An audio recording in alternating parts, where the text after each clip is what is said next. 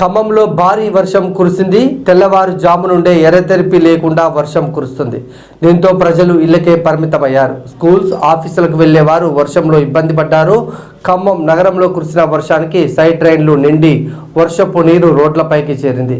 దీంతో వాహనదారులు తీవ్ర ఇబ్బందులు పడ్డారు. జిల్లాలో కురుస్తున్న వర్షంతో చెరువులు, కుంటల్లోకి నీరు చేరుతుంది.